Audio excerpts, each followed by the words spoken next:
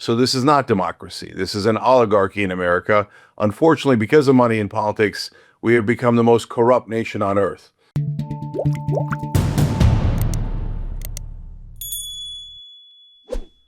But I get the impression, you correct me if I'm wrong, that Yanis, you think the end of the West is probably a good thing, or at least not a bad thing, while Zoe is pretty confident that the end of the West would be disastrous. Is that right?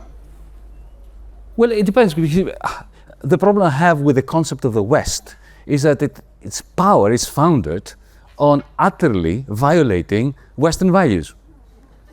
Therefore,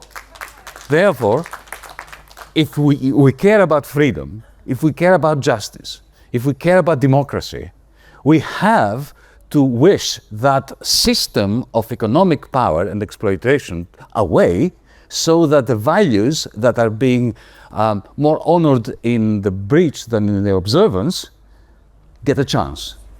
But those arguments don't hold much water with me, because I don't think you can. So what's the conclusion then? That it's actually all a lie and it's all hypocritical, and we should, throw up the idea of women having equal rights and all that.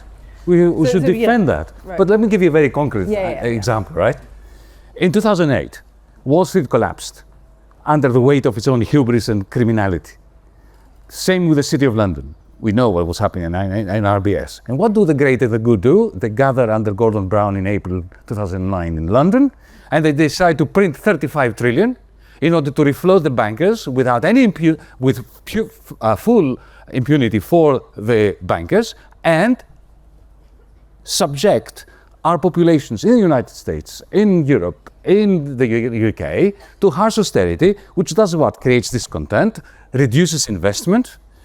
You have printed all this money, which makes asset price inflation going up, all sorts of real estate bubbles form, Bitcoin, art, and so on. That poisons democracy, and that undermines the capacity for us to defend the values that we care about. So, if this system of reproducing hegemony within our own democracies is not overthrown, then the values that you hold dear and I hold dear are in peril. That's fine. Well, what's your perspective on this? I would rather go to the basic question. When we are talking of the West is not a single entity. US and Europe are world apart. The best democracies are in the Scandinavian countries, and US, as you may know, is a flawed democracy according to economists, ranked 21. Therefore, to talk of them in the same breath is not a correct thing to do. Of course, it is true, and it is very wrong that Europe has completely become a satellite state to the US. There was no need, just in return for protection, military protection. I think this is a great opportunity for Europe to bounce back, come into their own, and shine, because they really have great democratic roots. And Cenk, how do you see this from the States? Yeah, I somehow agree with Yanis and Zoe. So here's how.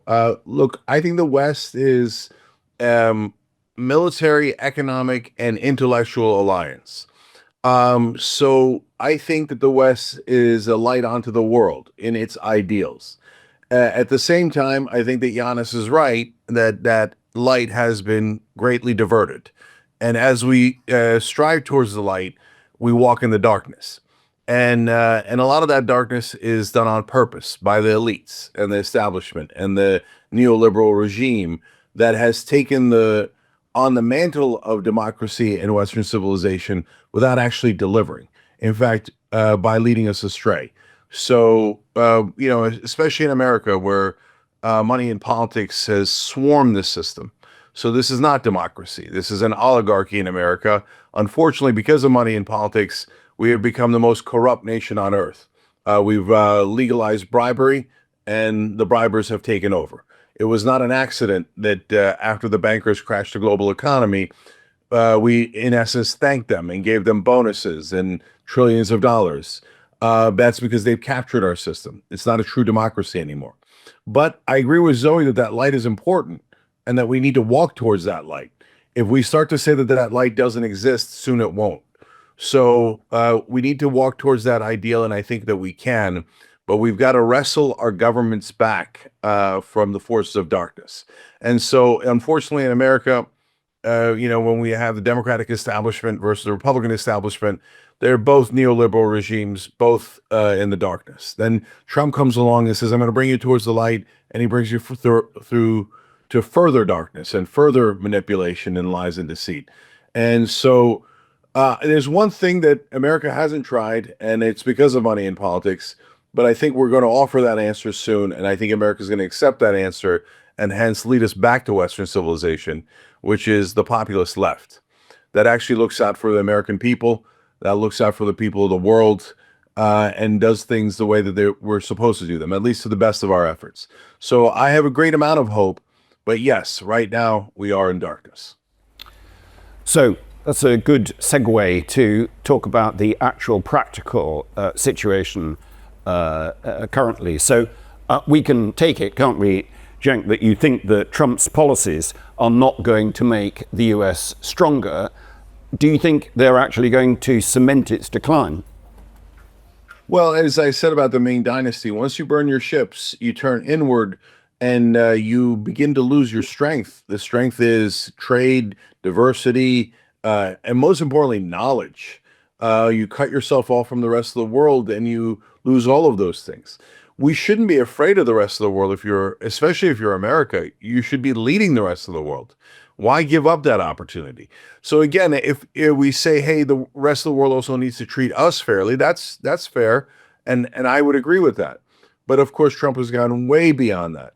He's taking a molehill and turning it into a mountain, and so he says he's America first, but over and over again, that is never the case. So right now, what are they in the middle of doing? This so-called big, beautiful bill here in America is another $3.8 trillion tax cut, the great majority of which is going to the very, very wealthy. That is not pro-America. That is pro the donor class, the robber barons that have robbed this country over and over and over again. And they're robbing you as well. The neoliberal regimes in all of Western civilization are an anathema to the civilization itself. That is why every election people are voting for change. You can't. People are confounded. Why they keep going right and they keep going left? Which way are they going? Well, they're going for change because they despise this neoliberal system, and how the powerful have taken it over and subjugated the rest of us. That is not going towards the light.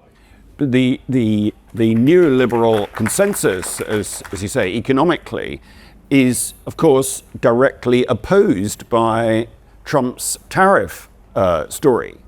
And on the surface of it, he's taking issue with neoliberalism. And what's more, he's taking issue with neoliberalism, at least at one level, to support workers in Detroit and support their industries. So isn't there a sort of bit of a paradox in the way that you're describing this? Yeah, no, there isn't. It's actually very easy to understand. He is a fake populist. So, for example, if you're a real populist, would you consider tariffs? Yes, you would. So if China has, for example, 10% tariff on some products, you would put a 10% tariff on them. And I don't know why our previous presidents didn't. I think it's absurd that they didn't. And I think that there's some tariffs that can protect industries if you do it at a reasonable rate for a long period of time to rebuild your manufacturing. But is that what he's done? No, he's done absurd tariffs, 145%, 50% against the EU. If you put in a 50% tariff, you're basically saying there will be no trade. No one has a 55% profit margin, or very few industries do. So that's basically cutting off all trade. That doesn't hurt the neoliberal system. It just hurts the system overall, the economy overall. It makes no sense at all. So, and then what part of fighting the neoliberal system is giving another $4 trillion to the rich? And they said that they would cut defense. In fact, I suggest that in America. Then Elon Musk and Donald Trump Jr. Claimed to agree. And then what did they do? Instead, they added to defense, another $150 billion. And is it really defense? No, of course not. Unless you're, of course, talking about Israel. That's a different story. And half of our governments are structured to not benefit the West, but to benefit Israel. So that's another preposterous thing that we do. Senseless, disgusting, anti-Western, anti-civilization to back a genocide right now. But why? Because money has completely So, as far as Europe is concerned, are the moves that we're seeing by Trump, which is, as Cenk was saying, to some extent isolating America, is that a potential for Europe, that it has potential to be a force in the world rather than just subservient, as it were, to the next American policy? Yanis? It is a great opportunity that will most certainly be missed. 100% chance of being missed. And why am I saying that? I'm saying this with pain in my heart as a Europeanist. Europe made a grievous error in 1992 by creating a federal money. The idea was to create a monetary federation and then on top of that build a political union. But there was a Cambridge economist, Nicholas Calder, who in 1970 in the New Statesman warned Europeans against doing this. He said, if you make the mistake of creating a monetary union as a first stepping stone towards a political union, you will fail, because the monetary union will create an almighty economic crisis that will poison the well of any further consolidation, and then it will be impossible to consolidate. We had a chance with the euro crisis to create a political union that goes along with the monetary union. We failed. We failed dismally. Instead, we created new forms of, rolling over the debts and consolidating that which cannot be consolidated. Then we had the pandemic, which was another great opportunity. The result of these failures and of this delay is a complete political fragmentation. 10 years ago, 15 years ago, there was Angela Merkel. She was my great political opponent. I had many clashes with her. But at least she had the political capital to bring Europe together.